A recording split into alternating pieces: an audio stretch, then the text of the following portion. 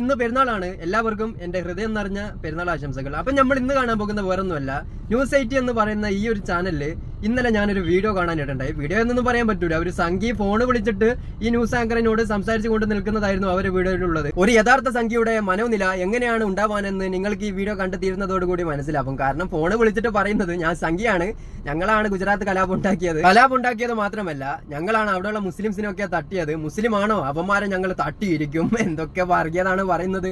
അത് മാത്രമല്ല, ഇയാൾ പറയുന്ന കാര്യങ്ങളൊക്കെ കേട്ട് കഴിഞ്ഞാൽ ഇയാളുടെ മനസ്സിലുള്ള വർഗീയത ഒരു യഥാർത്ഥ സംഖ്യ എങ്ങനെ ആവണം എന്നുള്ള ഉത്തമ ഉദാഹരണമാണ്. അപ്പൊ നമുക്ക് ന്യൂസ് 80 എന്ന് പറഞ്ഞ ചാനലിലോട്ട് ആ ഒരു ശിവജി എന്ന് പറഞ്ഞ തൃശ്ശൂരുകാരനായിട്ടുള്ള മൊണ്ണയായിട്ടുള്ള സംഖ്യ വിളിച്ചിട്ട് എന്തൊക്കെ പറഞ്ഞിട്ടുണ്ട് ഒന്നൊന്ന് കേട്ടു നോക്കാം. ശ്രീ ശിവജിയാണ് തൃശ്ശൂരിൽ നിന്നും. ശ്രീ ശിവജി, താങ്കൾക്ക് എന്താണ് ഈ വിഷയത്തിൽ പറയാനുള്ളത്?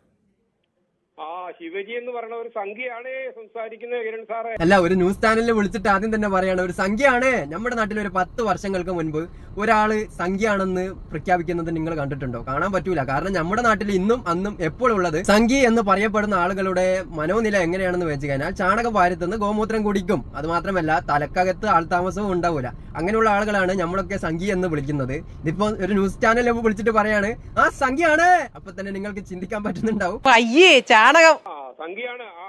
പ്രത്യേകം പറഞ്ഞേര് മറ്റേ പുള്ളിയോട്, നമ്മുടെ ദീപുവിനോട്, ഞാൻ സംഖ്യ തന്നെയാണ്. എടേ, ഈ വിളിച്ച മൊണ്ണയോട് എനിക്ക് പറയാനുള്ളത്, ഈ സംഖ്യ എന്ന് പറഞ്ഞു കഴിഞ്ഞാൽ തലയിൽ വെച്ച് നടക്കുന്ന ആളുകൾ യുപിയിലും ഗുജറാത്തിലൊക്കെ കുറെ പേരുണ്ടാവും. പക്ഷെ കേരളത്തിലുള്ള ആളുകൾ അങ്ങനെയല്ല. സംഖ്യയാണെന്ന് അറിയപ്പെട്ട് നിങ്ങൾ പറഞ്ഞു കഴിഞ്ഞാൽ നിങ്ങളൊരു ചാണകം വാരത്തുനിന്ന് ഗോമൂത്രം കുടിക്കുന്ന ടീമാണെന്നേ പറയും. തലക്കകത്ത് ആൾ താമസമില്ലാതെ പൊട്ടത്തരം വിളിച്ചു പറയുന്ന ഒരാള്, അതാണ് ഇവിടെ സംഖ്യ. മനസ്സിലായോ? ശരി, അത് അറിയാമല്ലോ, നമുക്ക് അറിയാമല്ലോ ശിവജി സംഖ്യയാണെന്നുള്ള കാര്യത്തിൽ. ഞാൻ പറയുന്നത് ഗോദ്രയിലെ കലാപവും ഞങ്ങൾ ഉണ്ടാക്കിയതാണ്, ഗുജറാത്ത് കലാപവും ഞങ്ങൾ തന്നെ ഉണ്ടാക്കിയതാണ്, ഇവന്മാരെ ഞങ്ങൾ തട്ടിയതുവാ. ബുദ്ധിയുള്ള മലയാളികളോട് ഇത്രയും വലിയ വിവരക്കേട് വിളിച്ചു പറഞ്ഞ ഏതെങ്കിലും ഒരു സംഖ്യ നിങ്ങൾ ഇപ്പം അടുത്താരം കണ്ടിട്ടുണ്ടോ?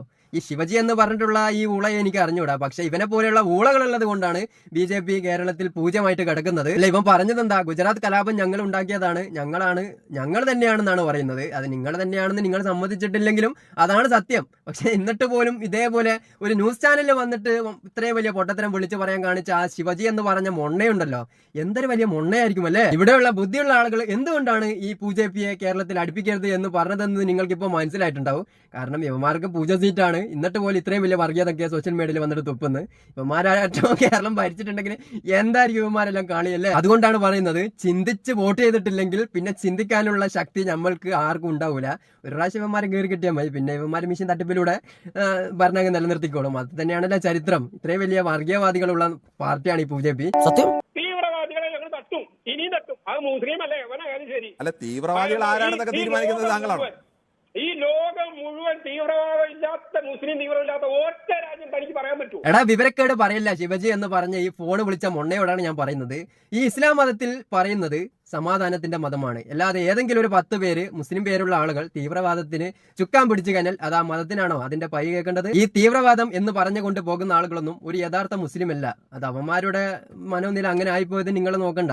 ഈ ലോകത്തുള്ള എല്ലാ രാജ്യങ്ങളിലും തീവ്രവാദമുണ്ട് എന്ന് പറഞ്ഞപ്പോൾ തന്നെ നിന്റെയൊക്കെ തലച്ചോറിന് ബദലായിട്ട് അവിടെ ചാണകക്കൂമ്പാരമാണെന്ന് ഇവിടെയുള്ള മലയാളികളൊക്കെ മനസ്സിലാക്കിയിട്ടുണ്ടാവും. ഇന്ത്യയിലെ ഹിന്ദു തീവ്രവാദികളെ കുറിച്ച് താങ്കൾക്ക് എന്താണ് അഭിപ്രായം? നല്ല ആളോടാ ചോദിക്കുന്നത്, തലക്കകത്ത് ആൾ താമസമുള്ള ആളുകളോട് ചോദിക്കണ്ടേ ഇന്ത്യയിലെ ഹിന്ദുത്വ തീവ്രവാദികളെ കുറിച്ച് എന്താ അഭിപ്രായം എന്ന്?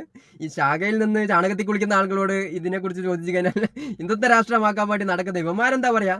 നല്ല അഭിപ്രായം എന്നല്ലേ പറയുള്ളൂ. 500-ൽ പരം രാജ്യങ്ങളോട്. എത്ര പരം രാജ്യങ്ങള്? 500-ൽ പരം രാജ്യങ്ങളോട്. ഇതൊന്നും നമ്മൾ മൈൻഡാക്കേണ്ട ആവശ്യമില്ല. ഇത് കാരണം ഇതേപോലത്തെ വിവരക്കേടൊക്കെ ശാഖയിൽ നിന്ന് പഠിപ്പിച്ചു കൊടുക്കുകയാണ്. ഈ ലോകത്ത് 500-ൽ പരം രാജ്യങ്ങളുണ്ട്.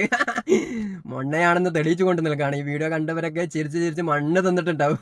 ഇതേപോലെ വർഗീയത തുപ്പുന്ന പൊട്ടന്മാരൊക്കെ വന്നിട്ടാണ് പൊട്ടത്തരം പറഞ്ഞുകൊണ്ട് നിൽക്കുന്നത്. ഈ ലോകത്ത് 500-ൽ പരം രാജ്യങ്ങൾ ഈ സംഖ്യകൾ ഉണ്ടാക്കിയതായിരിക്കും. അല്ലാതെ വിവരമുള്ള ആരും അങ്ങനെ പറയുന്നത് ഞാൻ കേട്ടിട്ടില്ല.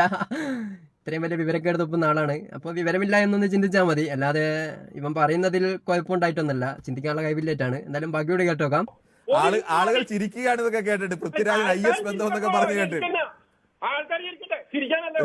സാമാന്യ ബുദ്ധിയൊക്കെ വേണം ഒരു വിമർശനം. അപ്പൊ നമ്മുടെ സംഗീജി പറഞ്ഞത് വായന കൊണ്ട് കരയാൻ ചെയ്യാം, ചിരിക്കാൻ ചെയ്യാം. ഞങ്ങളൊക്കെ ഭക്ഷണം കഴിക്കാറുണ്ട്, പക്ഷെ നിങ്ങൾക്കൊരു അഡ്വാൻറ്റേജ് ഉണ്ട്. കാരണം പറഞ്ഞല്ല, ഈ വായന കൊണ്ട് തന്നെയല്ലേ നിങ്ങൾ ഗോമൂത്രം കുടിക്കുന്നതും ചാണകം വാരുത്തുന്നതും അല്ലേ? കൊള്ളാം. ഈ സംഖ്യയായിട്ടാറ്റം ജനിച്ചിട്ടുണ്ടെങ്കിലും അവന്റെ അവസ്ഥ ഒന്ന് ആലോചിച്ച് നോക്ക്. തൊട്ട് കൊടുക്കുന്നത് ചാണകമായിരിക്കില്ലേ? സംഖ്യകൾക്ക് ഒരു കുറവുമില്ല. കുറച്ച് ചാണകം തന്നും, അതേപോലെ തന്നെ കുറച്ച് മൂത്രം കുടിക്കും, അതേപോലെ തന്നെ മനസ്സിൽ നിറയെ വർഗീയതായിരിക്കും. ആ ഒരു കുറവ് മാറ്റി നിർത്തിക്കഴിഞ്ഞാൽ വലുതായിട്ട് കുറവൊന്നുമില്ല. പിന്നെ അതേപോലെ തന്നെ കൈമ കെട്ടും, അതേപോലെ മറ്റേ പൊട്ടൊക്കെ തൊട്ടിട്ട് ഒരു തീവ്രവാദ ലുക്കും അതേ ഉള്ളൂ കുഴപ്പം, അല്ലാതെ വേറെ കുഴപ്പമൊന്നുമില്ല. അപ്പൊ കൂടുതലായിട്ടൊന്നും പറയുന്നില്ല. ഇതിൽ നല്ല വീഡിയോ നമുക്ക് നാളെയോ മറ്റന്നാളായിട്ടും കാണാം. അപ്പൊ എല്ലാവർക്കും എന്റെ പെരുന്നാൾ ദിന ആശംസകൾ. Bye bye. സബ്സ്ക്രൈബ് ചെയ്തിട്ട് കൂടെ കൂടിക്കുക, വലുതാക്കി തരാം. ബൈ.